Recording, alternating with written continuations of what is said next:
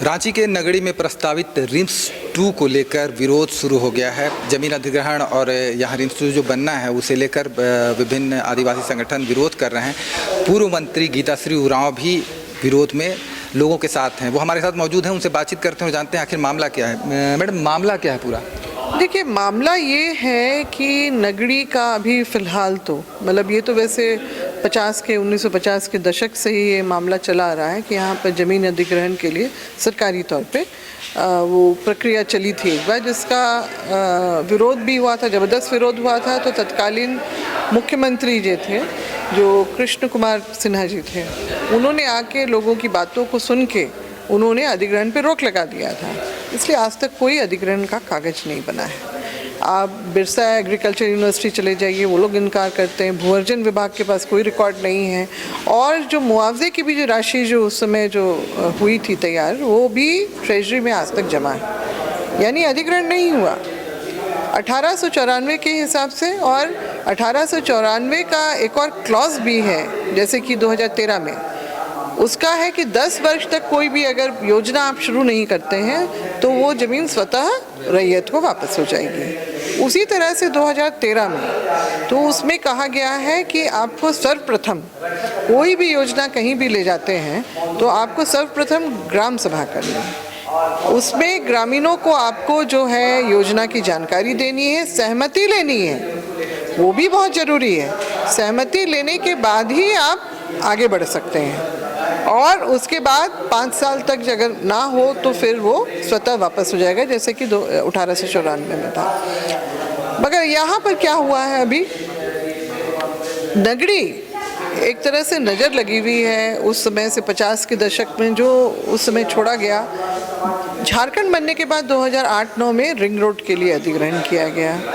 लोगों की कई एकड़ ज़मीन जो है उस रिंग रोड में चली गई। उसके बाद फिर आपका जो है 2011-12 में नेशनल लॉ यूनिवर्सिटी और IIM के लिए अधिग्रहण की बात थी। उसमें काफ़ी विरोध हुआ, लोगों को के ऊपर केस हुआ, जेल गए कई लोग, अभी भी जेल केस जो है उसमें फंसे हुए हैं। और इस तरह की प्रक्रिया वो हुई है, उसमें भी काफ़ी ज़मीनें चली गई। वैसे IIM जो आपका है रांची, वो तो पुनः डाइवर्ट हो गया। तो मैडम, ये दावा ये है कि 1967-68 में बिरसा एग्रीकल्चर यूनिवर्सिटी के लिए ज़मीन अधिग्रहण 57 हाँ 57-58 में दावा है, मतलब अधिग्रहण। वही मैंने कहा ना, तत्कालीन मुख्यमंत्री जो थे वो बताते हैं लोग कि वो खुद आके उन्होंने बातों को सुन के अधिग्रहण पे रोक लगा दिया। तभी रांची बिरसा एग्रीकल्चर यूनिवर्सिटी में भी कोई कागज नहीं है अधिग्रहण का, ना ही आपका भूअर्जन विभाग में कोई रिकॉर्ड नहीं है। वो साफ इनकार करते हैं, हमारे पास कोई रिकॉर्ड नहीं है। तो रैयतों के पास रिकॉर्ड है? रैयतों के तो पुराने अपने दस्तावेज हैं, मगर दुर्भाग्यपूर्ण 11-12 से इनकी रसीदें कटने बंद हो गई हैं। मतलब 11-12 से काटने का, क्योंकि पता नहीं किस मंशा से ऐसा हुआ। और अभी हम लोग देख रहे हैं कि रिम्स 2 भी, पहले सुक्रूहुट्टू जो आपका रिन पास है उधर वहाँ बनने की बात थी।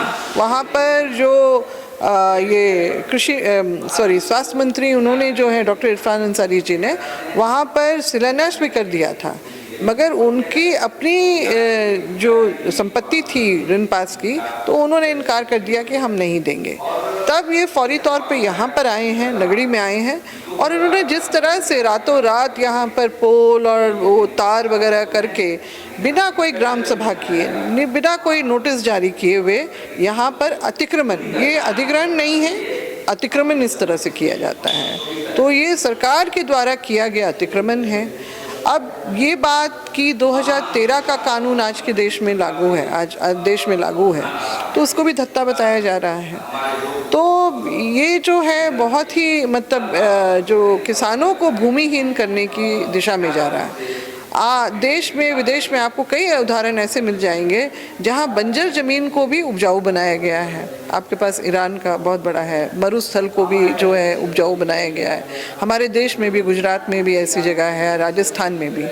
अब जो उपजाऊ ज़मीन है, क्योंकि अगर आप देखेंगे वहाँ खड़े होकर देखेंगे तो ग्रेड 1 के खेत हैं, वो उपजाऊ तो है ही, और जो एक समतल जो यहाँ झारखंड में बहुत कम दिखने के लिए मिलता है, उस तरह के खेत हैं ये।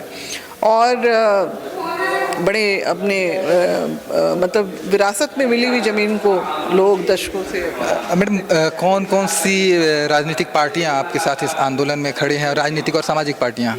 देखिए, हम तो अपना सामाजिक जितने भी आदिवासी संगठन हैं वो लोग हम लोग तो कर ही रहे हैं। गाहे बगाहे घोषणा हो जाती है और ये ऐसा एक मुद्दा है कि पार्टी का लेवल से उठ के भी लोग अपनी बात मतलब इससे जुड़ रहे हैं, पार्टी से भी जुड़ के। कई कांग्रेसी भी हैं, आपको दिख जाएंगे यहाँ पर, जो इस आंदोलन में शामिल हो रहे हैं बस आह्वान पे कि हम लोगों को ये ज़मीन बचानी है।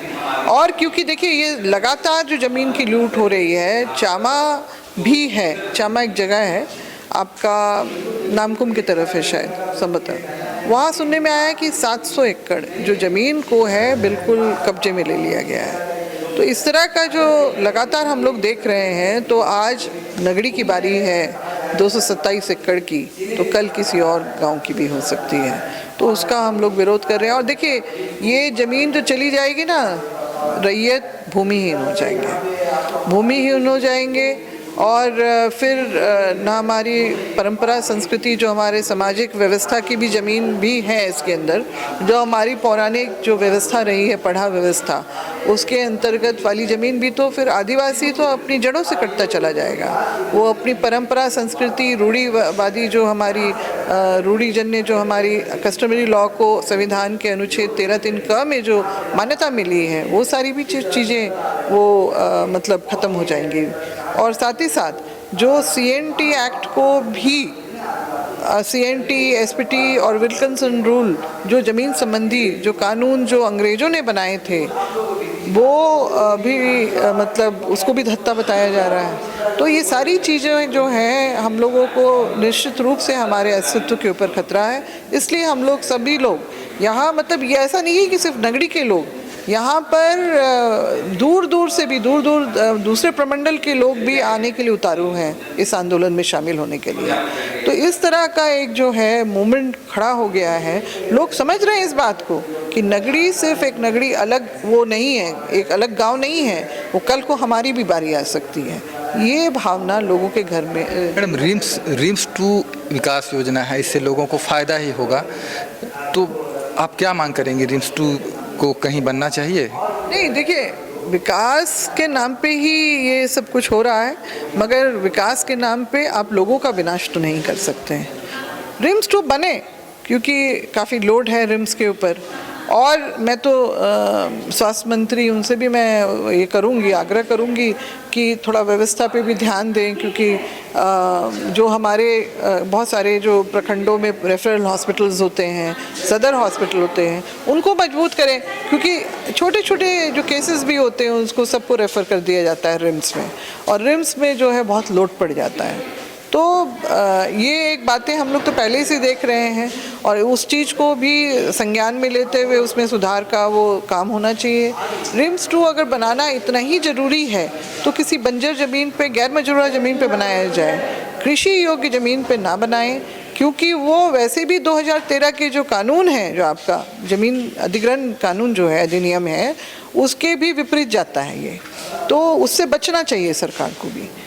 तो और जो जन कल्याण की बातें होती हैं, तो वहाँ पर आप लोगों का अगर अहित करते हैं तो जन कल्याण वो नहीं होगा। मतलब मरीजों के इलाज के लिए आप लोगों का, उसका जो ज़मीन, उसका जो विरासत है, उसकी जो संपत्ति है, उस पर तो आप नहीं कर सकते हैं ना, कब्जा नहीं कर सकते हैं इस तरह से। तो ये सारी चीज़ें हैं जो हम लोग इसलिए इसका विरोध कर रहे हैं, एकजुट हैं इसको लेके। और निश्चित रूप से जिस तरह की सारी कयावत चल रही है, दूर दूर से भी लोग आएंगे, संथाल परगना से भी आएंगे, आपका इधर पलामू की तरफ से भी लोग आएंगे, गुमला की तरफ से भी लोग आएंगे, यहाँ रांची जिला के तो रहेंगे ही लोग। तो इस तरह का जो है सारा हम लोग जो मूवमेंट से लोग जुड़ गए हैं, और 5 प्रमंडल से लोग यहाँ पर पहुँचे। मैडम, चंपई सोरेन 24 तारीख को हल चलाएंगे। बीच में बाबूलाल मरांडी, बंधु तिर्की जैसे कई नेता थे, वो सामने आए थे, लेकिन अब वो लोग बैकफुट पर नजर आ रहे हैं, क्या कारण है? देखिए, उन्होंने भी ऐलान किया है, हम लोग उम्मीद करते हैं कि वो लोग भी आएँ, और जब एक बार आह्वान कर दिया हो तो उससे पीछे नहीं हटना चाहिए किसी को भी। चंपई सोरेन जी आए, जरूर आए। सबका मतलब सभी आदिवासी जितने भी नेताएं हैं जो अपने आप को समाज का जो जनप्रतिनिधि बोलते हैं, उनको निश्चित रूप से यहाँ पर आना चाहिए और अपनी एकजुटता जो है ना सिर्फ नगरी के बल्कि झारखंड के लोगों के साथ अपनी एकजुटता का परिचय देना चाहिए। तो ये जो है हम लोग बिल्कुल स्वागत करते हैं। जितने भी माननीय हैं, बाबूलाल मरांडी जी भी पूर्व मुख्यमंत्री रहे हैं झारखंड के, चंपई सोरेन जी भी रहे हैं, और भी जितने भी माननीय लोग जो आना चाहते हैं यहाँ पर निश्चित रूप से आएँ।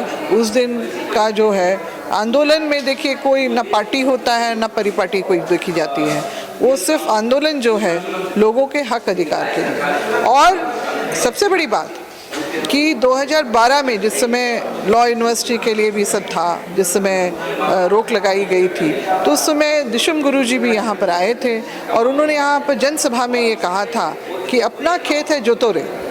तो ये हम लोग उनको श्रद्धांजलि के भी स्वरूप उनके लिए हम लोग कि वो उनकी भी यही इच्छा रही हमेशा से कि अब किसान अपने खेतों से वंचित ना हो, वो बराबर उसमें जोते, उसमें उतरे।